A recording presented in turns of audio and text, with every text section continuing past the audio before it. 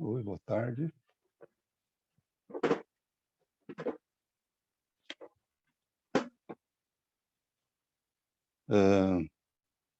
Hoje é o 11º Ler o Vizinho.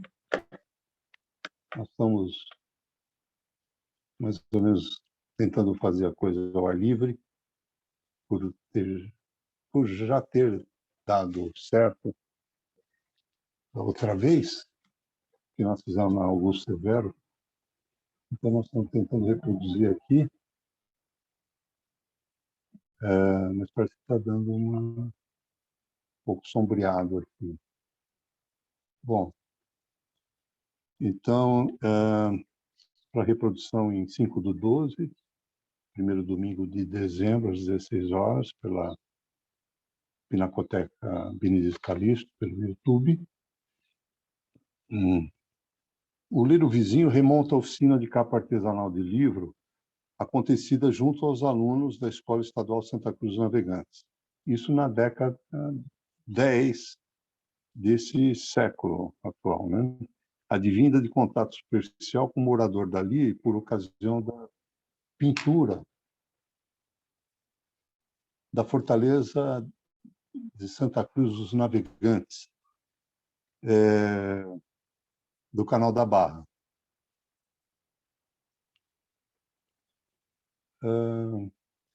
Então, por conta dele ter chegado a nado, aquele monumento, isso na década de 90 do século e milênio passado, você é gozado de falar assim, né? Oi, Valéria. Oi, para evitar aquela tela preta, eu já comecei a falar. A Cíntia está aqui no quintal, numa outra mesa. Uma mesa desculpa, reservada para você. eu não li ontem o seu recado, só li hoje, não deu tempo de ir Até aí. deixei um bolinho de bacalhau, uma cerveja sem álcool aqui, mas já está gravando. Então, seguida de oficinas em outras escolas, em total de 6 municípios das 9 da Baixada Santista, né?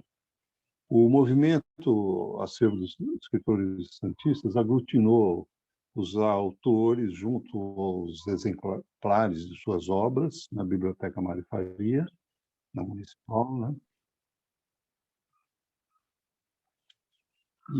Oi, Cíntia, boa tarde. E ali onde está instalado no Posto 6 da Praia da Aparecida de Santos. Então, a última resenha aconteceu paralela ao Festival Leia Santos, no centro da cidade, ali junto ao Paço Municipal, né? Agora, o livro Mambembe é outra cria do acervo, assim como o Vizinho, e agora ele foi premiado pelo prêmio Célio Nori, né? Então, na sua forma digital, de oficina, e já esteve presente a convite do Leia Santos em seu festival, na forma presencial de oficina e pedal. Então, aqui a gente dá sequência como em contrapartida social de cada projeto já contemplado e aberto aos futuros projetos literários contemplados, novamente, por editais públicos. Então, a gente tem a Cíntia Panca, no Conto de Encantos, e tem o Desnudo do Mar Selvagem, no meu caso. Já o Diário da Formiga Jerusa, da Valéria, ela fez as próprias expensas, né? O selo do acervo dos escritores santistas, em contracapa de exemplares literários, é sinal de apoio à publicação em forma de revisão ortográfica prestada pela Valéria Florenzano, como acontecido no livro, na obra que eu acabei de citar, a minha, né? Projeto contemplado pelo Faculte 8 de 2019. Bom, hoje, então, a gente está aqui para fazer a resenha de As Mãos Abnegadas, de uma autoria surpresa, né? Depois a gente vai dizer de quem é, e começa assim o 11º Ler o Vizinho. Então, queria dar boa tarde para a Cíntia, que ainda não tinha falado nada. Ela está por aí, Cíntia? Cíntia, você Estou está por por aqui, aí? sim, Ricardo. Então, Estou por aqui. quer dar uma boa tarde e começar a sua leitura? Sim, vamos lá. Boa tarde a todos. Mais uma vez aqui, uma honra estar participando do projeto do Ricardo Ler o Vizinho. Hoje com o texto Mãos Abnegadas. Boa tarde a todos que estão nos assistindo junto à Pinacoteca Benedito Calixto. Obrigada, Pinacoteca, pelo espaço, pela oportunidade de estarmos mais uma vez, né? Vamos lá, vou começar então a leitura do texto. Eu não sei se está a imagem no Ricardo.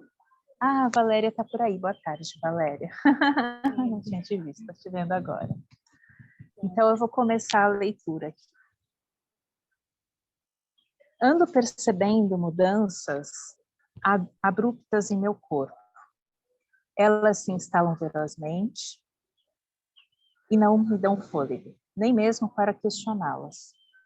Foi assim que um dia desses pela manhã, curvei meu corpo sobre a mesinha no canto da sala, ao lado da janela. Como de costume a essa hora, eu escrevia. São as horas mais calmas que encontro, porque depois embotelhas de quase todos os lados, os alvoroços dentro do pequeno edifício de 4 patamares que comporta os 16 apartamentos, onde em um deles eu habito. Enquanto com a mão direita eu fazia correr a caneta, com a outra dava suporte, segurando o papel, para que não saísse da posição e borrasse a escrita. De repente, parei de escrever, porque num relance dos olhos vi que as mãos, tanto a que escrevia quanto a que segurava o papel, não eram as minhas. Havia naquelas mãos certas marcas intimamente conhecidas por mim, contudo, não eram as minhas mãos. No início, a situação me atordoou a ponto de me desconcertar. Notei certa aceleração no respirar. Como me encontrava sozinha, fui me alentando e ponderei sobre o que se passava. Mas como? Aquelas não eram minhas mãos. De quem seriam? Ainda sob o impacto da descoberta, levei os olhos para a mão que segurava a caneta e notei um vaso sanguíneo saltado e latejante, que seguia como uma estrada principal e longa, repleta de ramificações que em determinados trechos se fundiam, sumiam e reapareciam mais adiante. Atentei-me para outra mão e me assegurei também não ser minha. Contudo, aquela mão que se adejava diante dos meus olhos, eu igualmente reconhecia. Podia escrever dela toda a anatomia com suas saliências e reentrâncias que se acasalavam. As linhas que se cruzavam como um destino, emaranhado e entrecortado. O que me diriam aquelas mãos abalizadas se eu fosse capaz de desvendar os filetes que se espalhavam em cada uma delas? As 2 mãos realmente não eram minhas.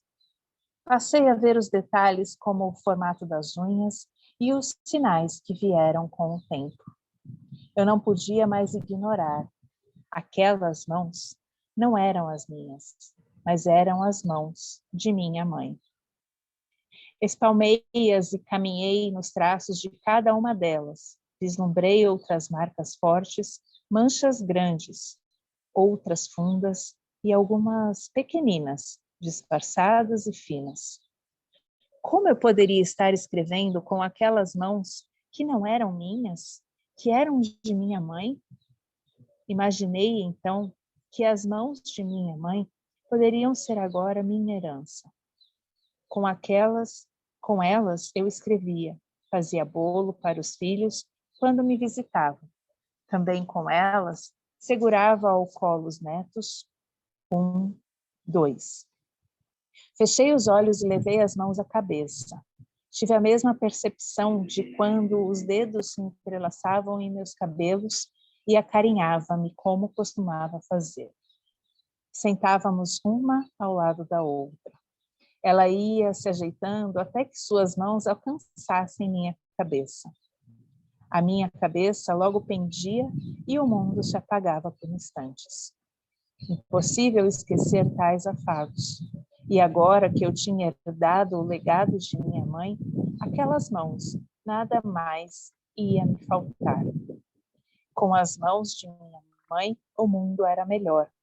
Não ia me carecer o cafuné e nem o sabor do café, docinho, que só ela sabia tão bem fazer. Valéria, agora é com você. Obrigada, Cíntia. Bom, vou continuar a leitura. Quantas vezes eu havia olhado o mapa que havia nas mãos de minha mãe. Um mapa da vida com todas as passagens percorridas, com portas abertas, acessos e seus atalhos. Eu deveria ter me atentado mais, porque havia naquelas mãos uma linha grossa, forte, acentuada, que me apontava. Essa é a linha do amor, da compaixão. E agora, esse horizonte amplo vinha me abastecer de tantas circunstâncias. Vinha me abastecer de tantas circunstâncias, deixar-me plena a tal ponto de eu titubear entre a alegria e o espanto. E quanto mais eu olhava para as mãos, mais eu descobria os seus poderes, a infinitude de possibilidades, porque as mãos de minha mãe eram milagreiras na arte de dividir o alimento, o pouco que havia quando os filhos eram pequenos. Nós, os filhos, tínhamos olhos de fome, e depois da divisão, ela ressurgia com um tantinho a mais, um pedacinho que fosse. Era como se, enquanto comíamos, ela realizasse o milagre da multiplicação, a multiplicação de dividir a porção que lhe cabia. Só entendi isso bem mais tarde. As mãos de minha mãe não paravam de se movimentar. Foi com elas que minha mãe nos apontava no céu as estrelas. Ela gostava de nos mostrar as estrelas. O céu está todo iluminado, ela dizia. Olha, aquela lá é a estrela d'alva e aquela outra, o Cruzeiro do Sul. As mesmas mãos que faziam brotar toda a semente.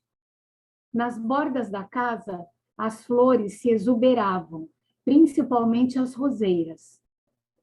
Ela plantava e as flores se ofertavam em pencas, rosas brancas perfumadas. Os galhos vergavam em cada carregamento e as abelhas e os beija-flores faziam festa. Numa ocasião, ela plantara uma mini roseira cor-de-rosa, cercou-a de cuidados. Todo dia ia até lá ver como estava. Era a roseira de minha irmã, que falecera ainda recém-nascida. As flores miudinhas, dobradas. Também havia ao redor da casa o plantio de quiabo e jiló.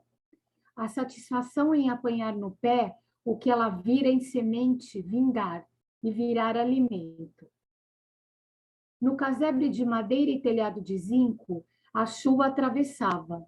Minha mãe surgia no meio da noite, recobrindo cada um de nós. Lembro que eu dormia na cama de cima do beliche. Dava para tocar o teto com as mãos. Bastava esticar os braços. Se a chuva era forte, o barulho me assustava por algum tempo. Ela vinha e me cobria até a cabeça. Eu fechava os olhos, me encolhia e o medo passava. Nunca me esqueci de como eram as mãos de minha mãe. Mãos pequenas, dedos cheinhos e as unhas quadradinhas. Com o passar dos anos, os dedos se afinaram. As marcas se tornaram mais nítidas. Eram as linhas do seu destino. O fadário que ela suportava tão bem, abrigado e acolhido em si mesma.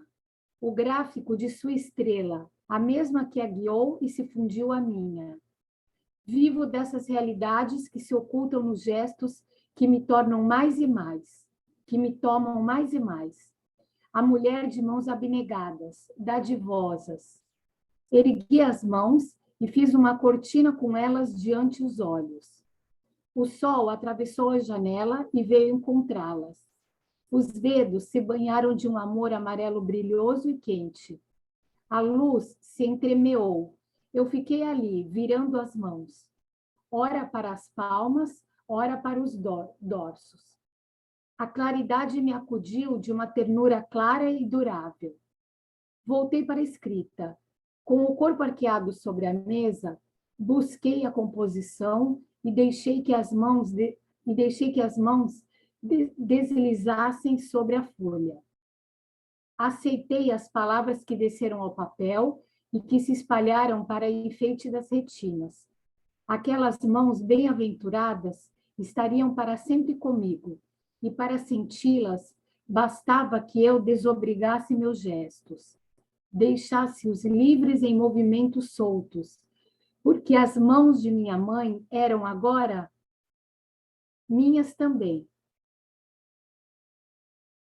Bom, com isso eu terminei o texto da autora que ainda não vai ser revelada, né? Passo as palavras Então, agora para o Ricardo. o imponderável é que já gritaram aqui o time do campeão da... Não é que eu estava de microfone fechado. Bom, eu faço ode a esse texto da Maria Bernadette, agora já falei o nome, né? Maria Bernadette. Por que destaco? Pela importância dada às mãos de protagonista. Assim, em literatura comparada, evoco o texto de Marcelo Ariel, que foi Fortuna, no 10º Ler o Vizinho. Este sinerge com a percepção de Bernadette, com reconhecida importância à imagem das mãos, merecedora, portanto, de destaque, seja pela ausência de mãos em protagonista do texto do Rael, seja pela presença marcante na de Bernadette. Basta acessar o link postado em comentário abaixo para saber do que se está falando. Ou seja, assistindo à resenha anterior da obra do Rael, referenciada aqui.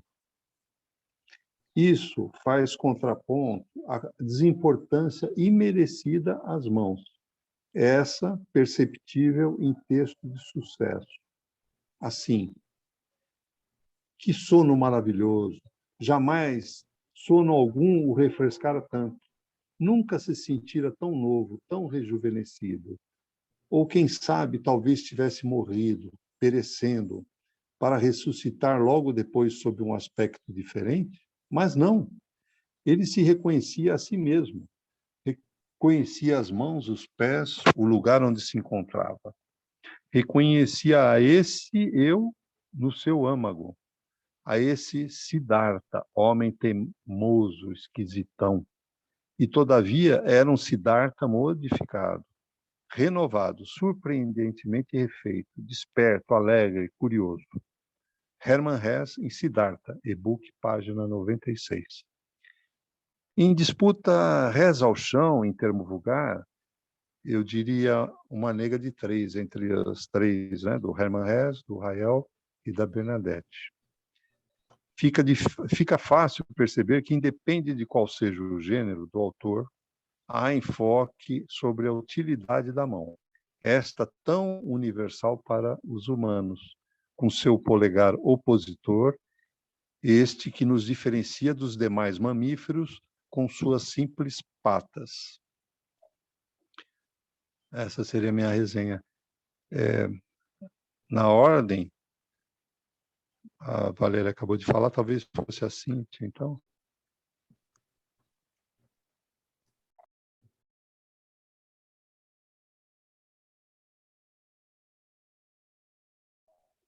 Tá ótimo. Toma, então, a palavra para passar para vocês. Então, a minha resenha em relação ao texto, né, da Maria Bernadette B. de Oliveira, As Mãos Abnegadas.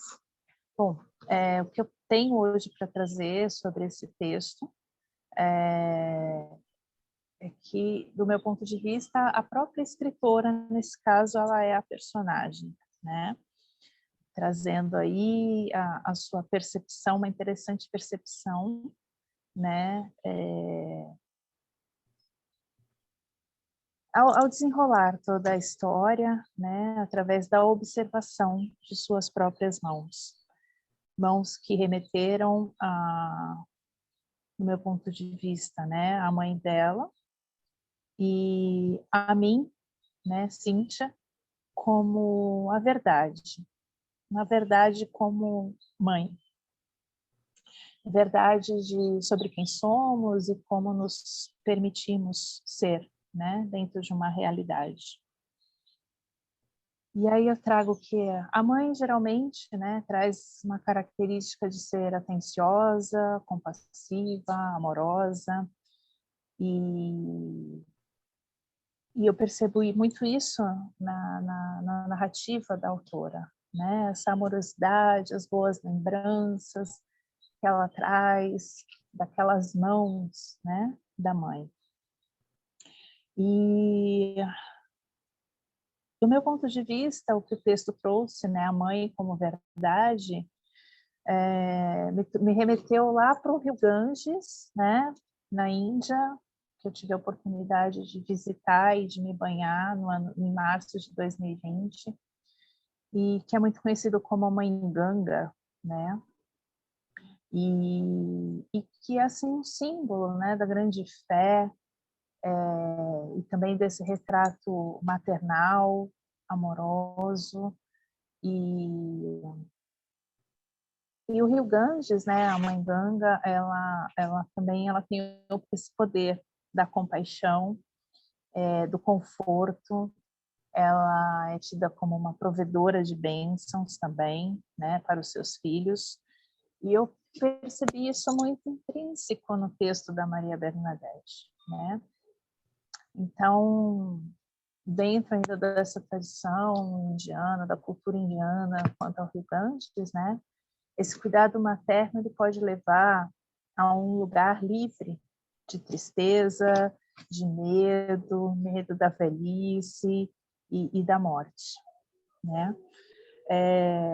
Disse também lá na cultura indiana, né, que a deusa Ganga, ela está ciente dos nossos medos, dos nossos desejos mais profundos. E ela assume, né, esses sentimentos, deixando com que a gente seja purificado e, ao mesmo tempo, fortalecido. Então, essa mãe Ganga, como verdade, é uma força muito poderosa, né? E o elo, ao mesmo tempo, é um elo com a natureza, os seres humanos e a divindade que existe em cada um de nós. E aí, no texto, né, eu posso também trazer aqui um comentário de as mãos, né, as mãos que sacrificam-se em benefício do outro, que é essa compaixão, né? Quantas mães sacrificam-se aí em benefício de seus filhos e netos? Quantas verdades são sacrificadas, né, para nutrir o ego? Então, o texto, ele, do meu ponto de vista, ele evidencia uma mãe recordando-se, né, da sua mãe, né, através de suas mãos que escrevem, as mãos que tecem, mãos que criam, mãos que contam histórias, e que, mesmo num corpo cansado, ainda trabalham. Então, assim, eu percebo no texto da autora, da Maria Bernadette, uma sutileza que me encantou profundamente, né, nos detalhes que ela descreve ali ao longo da narrativa, e como ela coloca essa mão como uma ferramenta também, né, do escritor que segura a pena e lança sobre o papel ali a sua essência, a sua criatividade, e por vezes transforma-se num canal, né, de informações. Então, eu coloco aqui também que evidenciado está aí a fase de colheita, né, da autora, uma fase de maturidade ali, onde ela, através das mãos, ela tem essa realidade. Então, eu vou aproveitar aqui para rapidamente citar alguns trechos, né, de um livro que eu estava lendo, que diz assim: vejo em seus gestos, em seus olhos, um certo temor, alguma desconfiança. Você plantou, você colhe. De nossa força e determinação nos embates entre os desejos do corpo e as inspirações da alma. Vejo tudo o que me falta, vejo tudo o que me completa. Só eu tenho esse dom de enxergar a sua verdade, o seu esplendor. O brilho da infância esperançosa instalado no olhar e no sorriso, em perene fogos de artifício, fluindo estrelas de 1000 cores. Esses são trechos do livro Entre o Mago e a Imperatriz, da escritora paulista residente aqui em Santos, Sônia Adarias Soares. Então, é isso que eu trago para hoje, né, como resenha do texto As Mãos Abnegadas, da Maria Bernadette. Passo a palavra, então, para a Valéria agora. Obrigada, Cíntia. Boa tarde a todos, né? Não tive oportunidade de cumprimentar todos, a Cíntia, o Ricardo. Agradeço pela oportunidade de estar aqui, né? Dividindo com vocês um pouco das coisas que eu penso, né? Então, agora eu vou fazer um comentário sobre essa história que foi lida, né? As Mãos Abnegadas. Bom, a história de um sugestivo e profundo, né? As mãos abnegadas, ou seja, mãos de quem se sabe desinteressadamente por alguém.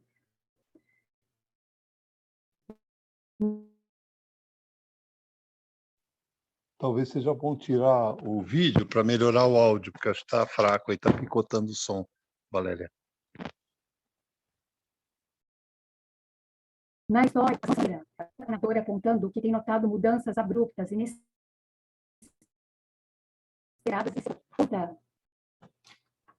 conta que estava escrevendo como de costume. De repente, surpreendentemente para nós, leitores, ela enfatiza um estranhamento em uma parte do corpo, as mãos, sentindo que as mãos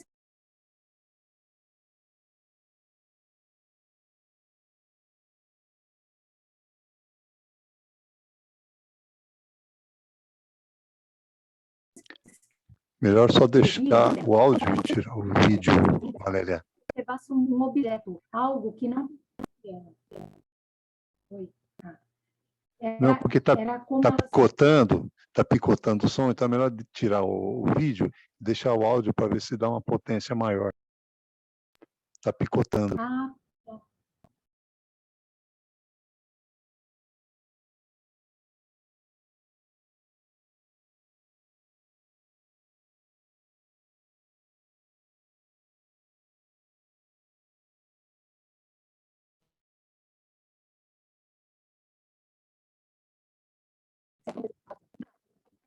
a ela.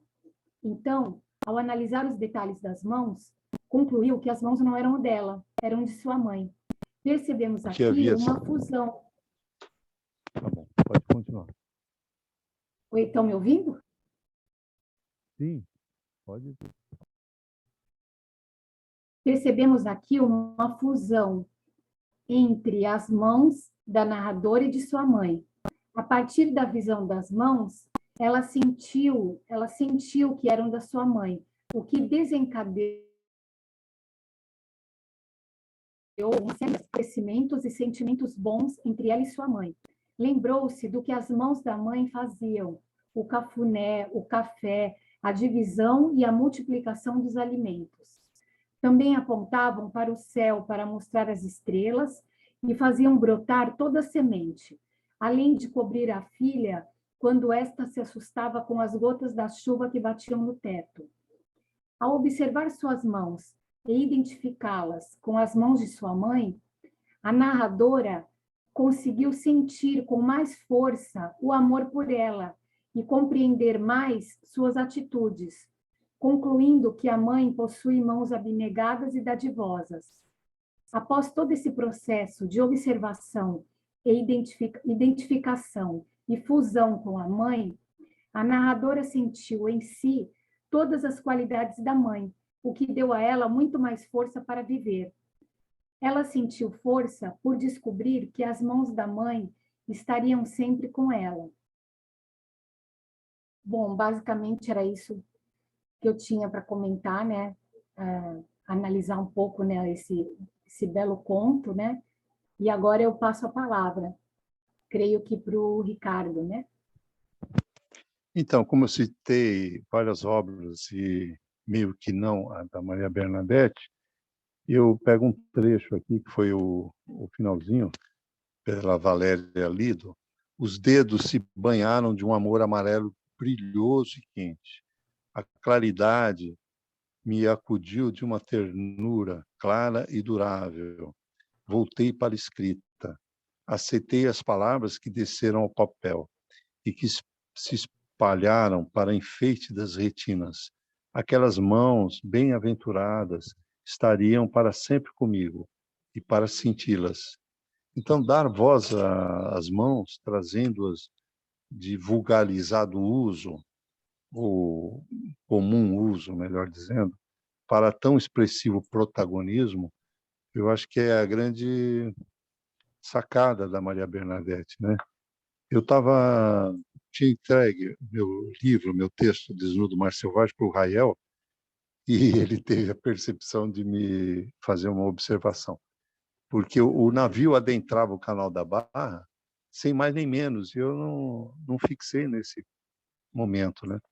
E depois eu fiz o seguinte, eu dei voz a Maria Farinha, esse vizinho, né? Então, acho que é mais ou menos o que a Maria Bernadette fez, ela deu voz às mãos. Estão projetando nas mãos, igual eu projetei na Maria Farinha, o sentimento, né? Então, achei interessante essa percepção, e eu fiz esse contraponto do Hermann Hesse, que é homem e que tem uma visão de ferramenta das mãos, talvez, e tenha passado por cima. Talvez, se ele tivesse dado o texto para o Rael, ele teria dito, poxa, mas explora um pouquinho mais esse tema aqui das mãos, Hermann Hesse, você está deixando passar isso, né? Como generosamente ele fez comigo, né? E eu não deixei passar.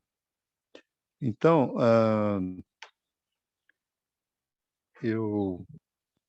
vocês teriam mais alguma coisa a acrescentar?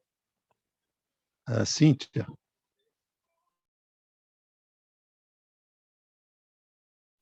Bom, minha fala, você viu que foi ao encontro do que você disse, né, Cíntia, do amor. Então, eu pensei aqui enquanto você falava, né? Sim, Ricardo. O texto ele traz, inclusive a própria autora, né, Maria Bernadette, ela fala dessa questão da compaixão, né, da amorosidade. E a gente que lê o texto, sabendo um pouquinho mais, né, da biografia da autora, sabe que ela tem os netos, tem os filhos, e que ela traz isso, esse amor, essa compaixão por meio familiar.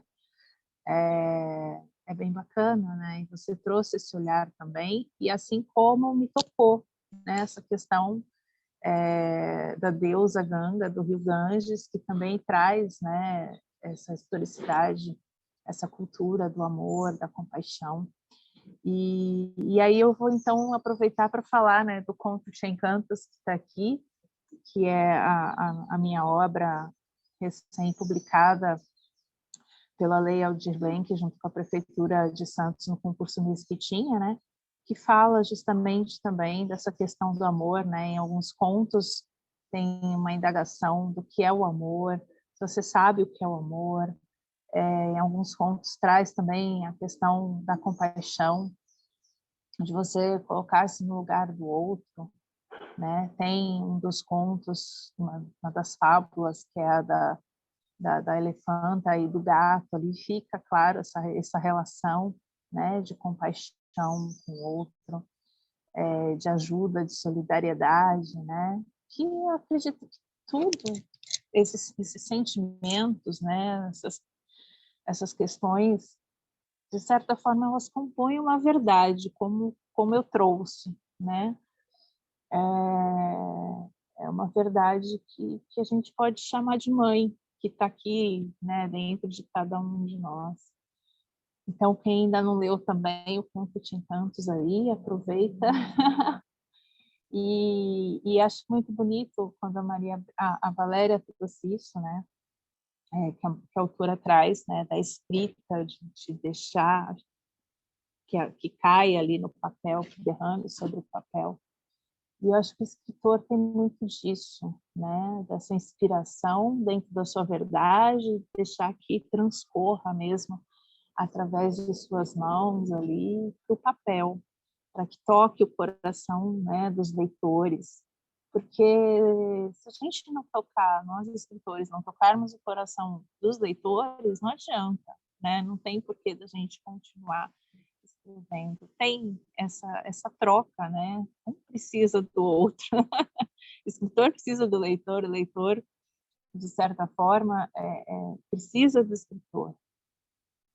E a literatura, né, escrita, ela traz isso, né? Essa questão da gente ter a oportunidade de tornar as coisas melhores, de contar histórias, de botar a nossa verdade ali, de tornar público isso, de tocar o coração do outro, com amorosidade também. Certa vez o Ricardo tocou, a gente veio aí numa sequência de textos mais pesados, e agora esse veio assim como, sabe, como que para suavizar toda os textos anteriores, né? E é muito curioso isso, como as histórias vão se enlaçando ali, vão se costurando, e a gente vê que há a possibilidade, né, de trazer essa claridade, essa clareza. A gente está lá no pesadão e agora a gente está numa coisa mais suave, mais leve. E acho que assim é a nossa vida, né? A gente tem momentos que oscilam, mas que a gente, estando com as mãos firmes, a gente consegue ter esse um certo controle, né, das rédeas da vida, para que a gente não sinta tanto quando dá uma caída, quando a coisa fica mais pesada, e a gente consegue novamente harmonizar, suavizar, trazer o olhar da amorosidade, da compaixão, e fazer com que as coisas fiquem mais leves. Só acrescentar isso. E parabéns, Ricardo, pelo Célio Nori. E vamos nessa. Obrigada, passo a palavra para a Valéria. A Cíntia, porque estava previsto um ciclone extratropical, né? Mas acho que foi na sexta-feira que bateu. E aí a fala da Valéria, da Cíntia, na primeira fala dela, teve um vento e a samambaia ali atrás batendo. Eu falei, nossa, a Cíntia vai voar. E a Valéria está lá toda protegidinha, né? Então a Valéria vai falar agora, né? Se quiser tirar o vídeo para potencializar o áudio, porque estava picotando sua voz, Valéria. Ah, tá. Que pena, espero que dê para ouvir direitinho.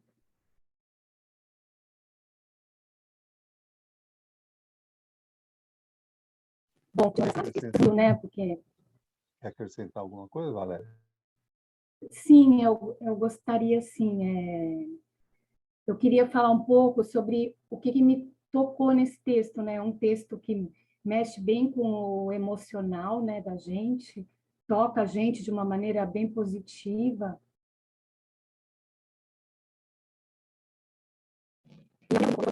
A descoberta, né, da narradora sobre as mãos, o momento em que ela descobre que as suas mãos não eram dela, era da sua mãe, quando ela sente isso, né? Isso me tocou porque foi inesperado, né?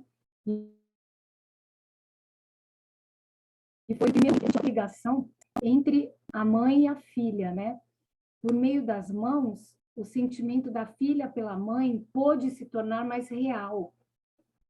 A sensação dela, né, de ter as mãos da mãe, também trouxeram lembranças sobre a mãe. E essas lembranças também me tocaram, porque me revelaram a grandiosidade dos gestos que a mãe tinha pelos filhos, né? Desde a doação de alimentos até a proteção. Portanto, né, eu fiquei tocada pela vinda da presença da mãe mais forte na vida da narradora, fazendo esta manifestar o seu amor pela mãe e pelas lembranças sobre a mãe, né, que mostraram o amor da mãe por ela. É muito bonito, né, esse amor que existe, né, entre mãe e filha, entre filha e mãe. É um amor realmente muito grandioso, né? Quem é mãe, né, pode concordar com essas palavras que eu digo, né? Apesar que eu não sou mãe, mas eu sou uma filha, né? Uma filha muito bem cuidada pela minha mãe e eu sei realmente que é um amor muito grandioso, o amor entre mãe e filha e entre filha e mãe, né? E as palavras do Ricardo, né? Ele fala da realmente é curioso, né? A gente está lendo um conto agora sobre as mãos da mãe, né? E no conto anterior que a gente leu, né? A Fortuna do Rael, também teve a questão das mãos, né? Mas de uma maneira bem diferente, né? Que era do mendigo que infelizmente não possuía as mãos, né? E agora a gente vê a questão das mãos fazendo a gente lembrar do amor da mãe. E concordo muito com as palavras da Cíntia, muito bonita, sobre a questão da mãe, a divindade de mãe, né, que é cultuada por muitas pessoas no mundo, que a gente pode chamar da mãe natureza, que eu acredito muito, né, que existe e que traz para a gente uma força muito grande, pode ajudar a gente em momentos muito distintos, né, a gente conseguir resgatar dentro de nós esse amor da mãe, a mãe trabalhando dentro de nós para acabar com as nossas dores, né, com as coisas ruins que a gente às vezes sente dentro da gente. Mas era isso, termino aqui as minhas palavras, né? Agradeço mais uma vez por essa oportunidade de estar compartilhando com vocês as impressões que eu tenho desses contos aí muito bons que a gente tem visto, né? Obrigada mesmo por tudo, agradeço por me ouvirem, um abraço grande para a Cíntia, para o Ricardo, e até uma próxima, né? Bom, agora está havendo um conselho indigenista dos Yanomami e eles enaltecem a figura feminina da natureza, né? Então tem essa coisa do poder e do ser, né? Eles cultuam a paisagem como sendo a montanha, a mãe deles, ou a tia, ou a avó. Então eles reconhecem como sendo um personagem da história deles, familiar até. Então esse amor filial eles projetam na figura da paisagem, né? Que eles convivem do rio, tudo. Então está vendo hoje desde ontem já, né? Eu estava participando, né? E tinha a questão da desnutrição das crianças, né? Porque a mão da mãe leva a criança a se alimentar. E de cada 10 crianças Yanomami, 8 estão desnutridas, né? Então, eu falei sobre a Zilda Arnes, que já não está entre nós, que é uma pediatra que faleceu no terremoto do Haiti, que fazia na pastoral da criança essa pregação, vamos dizer assim, da multimistura, que é um suplemento alimentar que salvou muitas crianças da desnutrição. Então, eu lembrei dela e estava numa sala, assim, subsala, né, da alimentação. Falei sobre isso, né, para que próximo à reserva Yanomami tivesse uma paróquia, talvez, e ali fosse veiculado esse alimento, né. Falei com um grupo de oração de São Paulo também, para ver se agilizava. Também um enfermeiro padrão aqui de Guarujá, que milita, né, na Igreja Católica, tudo. Então, acho que as mãos, elas existem. Agora, o que é feito das mãos, né? Quer dizer, jogar mercúrio para extrair o ouro, né? É uma das coisas que são feitas. Agora, e as outras coisas que são feitas, né? Então, o valor que se dá, né? Uma vez a Valéria falou essa coisa da disputa do homem na sociedade, né? Pelo ter, né? Às vezes em detrimento ao ser, né? Então, aqui como predomina o feminino, né? Que são vocês duas, então reverencio isso, e o amor filial independe de ser mãe ou filha, né? E a Zilda Arnes era uma pediatra e tinha um amor filial pela humanidade como um todo, né? Na sua plenitude. Então, bom, o programa Ler o Vizinho é parte integrante do projeto Desnudo Mar Selvagem, contemplado pelo Facult, Fundo de Assistência à Cultura, em seu 8º concurso de apoio a projetos culturais independentes do município de Santos, e presentifica o espírito da lei ao perenizar a iniciativa premiada, aqui extensiva aos pares. Então, o prefácio do Marcelo Ariel, que eu troquei com o Rael naquela hora, diz assim: com histórias e personagens entrelaçados, estilhaços, memórias, sonhos antigos e paisagens que desapareceram, costura heterodoxa, profundos abismos de sonho do inconsciente, o caiçara pós-moderno, a figura do imigrante e a do caiçara, o centro do livro, dicção sutilmente parnasiana, misturando tempos e vozes com sua saga, caráter de manifesto atemporal de defesa da delicada fragilidade. Desloca para a zona de extrema solidão dos pedaços de um barco destroçado pelo furor de um mar chamado tempo. Então, essa obra presentifica autorais livros artesanais em Santos, Catanduaru, Poesia Rua, Caiçara em Haicai, Uma Chama Atlântica, da Mata Atlântica Neruda, o Diálogo Caiçara com Saturnino de Brito, as canções Chatice Sem Você, Reboca o Navio, Brincante Charlot, Sua Música, Choro na Medida e Minha Antropofágica Santos. E as antologias Poetando, Haicai Caiçara, Caminho das Águas e Mulher Caiçara Onde Estiver. Em seus autorais, Ler o Livro, né, do acervo, Livro Mambembe também, Oficina e Pedal.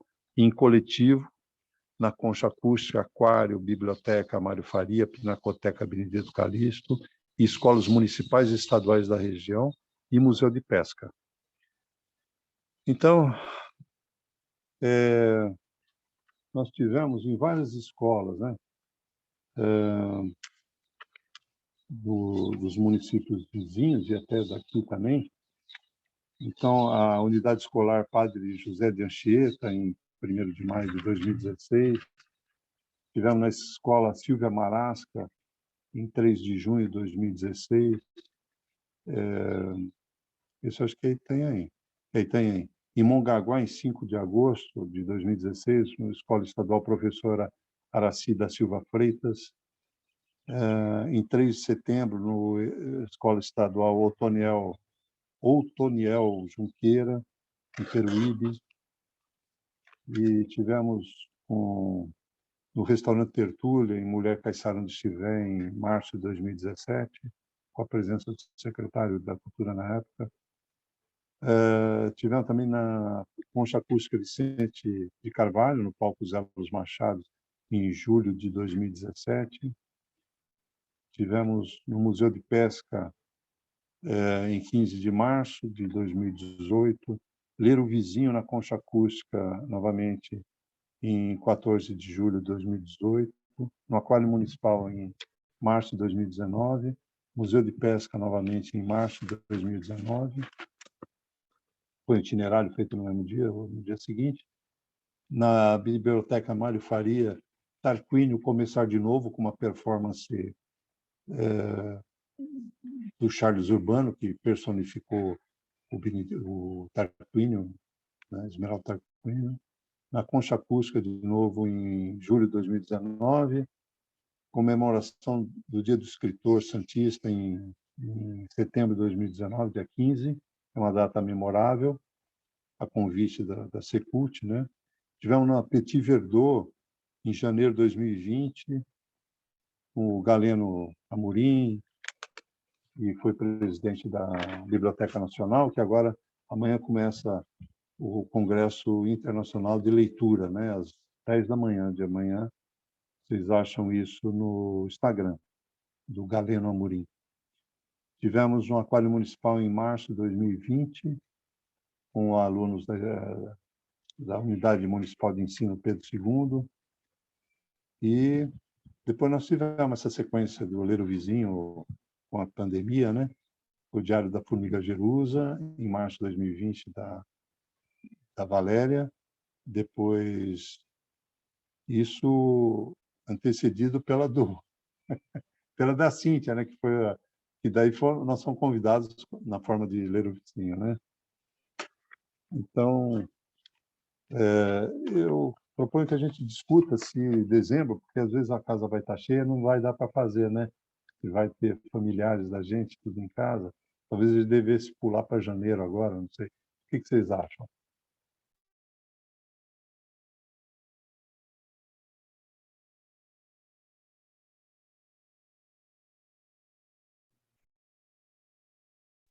Você quer dar opinião? Sim.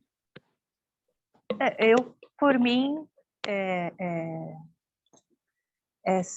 sempre nessa época, né? Acho que vai ser pós-Natal, provavelmente, entre Natal e Ano Novo. Por mim, tudo bem, eu consigo, acredito que eu consiga participar, posso me programar para isso. Agora tem que também ver a Valéria, né? Você, lógico. E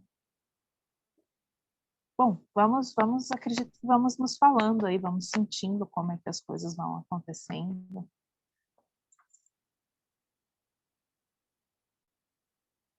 Por mim também.